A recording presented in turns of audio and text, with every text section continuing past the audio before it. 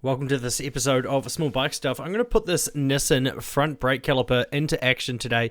This is a voiceover. I did actually do a full... while I'm recording at the moment, I'm talking. So the microphone didn't work, which is my DJI mic, unfortunately. It put this massive static noise over everything. Anyway, I'm going to voiceover. That is my Quadlock mirror stem mount, which they recently came out with. Thanks, Quadlock, for that. That was really awesome. They sent me some stuff.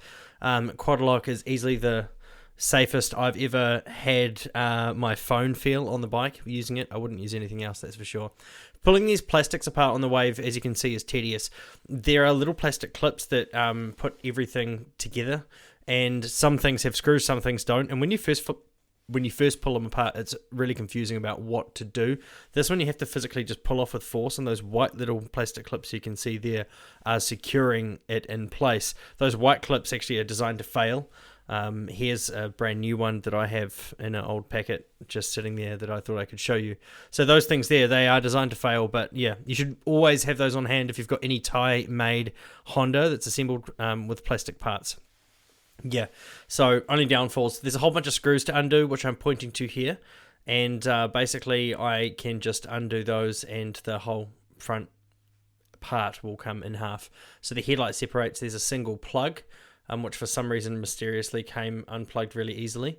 And yeah, you've got your twin light bulbs in there, all supported by one plug. You've got a new flasher relay because I've got a hazard turn signal switch modification. And there's your brake master cylinder. This hasn't been opened in the 10 years that the bike has existed because I never did it, and I got the bike with about 1,200 kilometers on it. So I'm pretty sure it was never opened. And yeah, it was time to do it. Just put lots of pressure. As you can see, I'm kind of pushing down as hard as I can when I'm not blocking the shot. And you can see there's been a little bit of water ingress probably in there, sadly. But I guess at least the fluid's not milky in any way. It's not white. It's the color it should be, but it's probably got a lot of moisture, judging by that. So anyway, I need to remove the actual front brake caliper now. If you're going to separate brake pads like this, don't use them again. I'm just doing this so I can then mount it back on the fork so I can then loosen the brake line. It's almost impossible to get enough leverage just holding it in your hand because the brake lines are done up really, really tight. So yeah, that's one way to separate the pistons. Not recommended. I mean, unless those pads are ones that are going in the bin, you can just kind of damage them a bit too much. But yeah, single piston Nissin caliper removed to the double piston Nissin caliper. And I think the double piston seems to be on the Groms and the XRMs, those thicker, well not thicker, but wider brake pads with more surface area are what I'm looking for. And they have a lot more bite. Probably, I don't know, double, maybe, a third more at worst bite surface on the same disc size. And there we go. I've gently mounted it, and brake fluid is super corrosive. So I've had to put those rags up there just to kind of make sure that I don't leave brake fluid all over my nice Racing Boy wheels. Make sure I don't get it all over the new caliper. So yeah, crack that there really easy once it's bolted up into place. And you can see the brake fluid all just, absolutely spewing out. So I let it do that and just absorb. I was going to dispose of those rags outside of the environment, so no worries there. And there's a new bolt that came with or banjo bolt that came with the new caliper. So I was going to use that as opposed to the original one because they had a different size shank, I think you call it, or the bit where the thread isn't was a different thickness. So I thought I'd use the one that it came with. Fit the brake line fine and slotted into the little bit up the top that they normally do. And yeah, it was time to remove the old caliper, get rid of the old brake fluid, the waste of the old brake fluid. The line's practically empty now, and time to reinstall the new brake caliper. But that's what the old one looks like from 2015. It's been heavily used. The bike only has about 14,500 Ks, but I've ridden it very, very hard in that distance and gone through like 3 or 4 sets of front brake pads. I've replaced them at about half, just out of habit. Anyway, Nissin going into place, twin piston caliper. Time to crank all the bolts tight, basically, and yeah, time to bleed this brake. So there's the bleed nipple on the top. If you're not used to it, bleeding brakes, you've got your reservoir at the top on your handlebars or your master cylinder.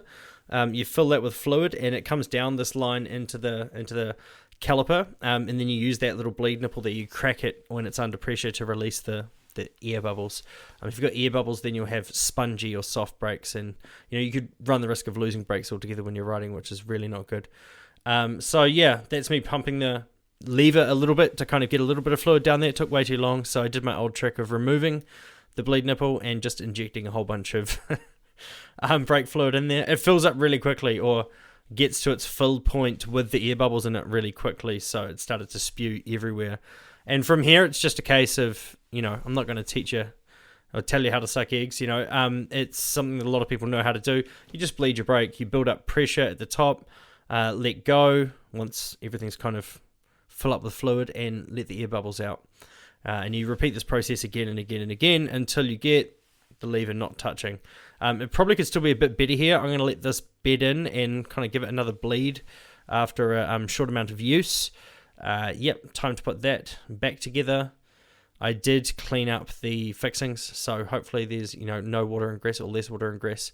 It was a bit of a mystery as to why one side did have it and one side didn't, but hey, such is life. Put it back together. Stock master cylinder was a bit of a worry initially because the twin piston caliper takes a whole bunch more fluid, I'm assuming. I haven't actually measured the difference, but it's got more surface area to push, so it was a bit of a worry, but it seems to have bled up okay.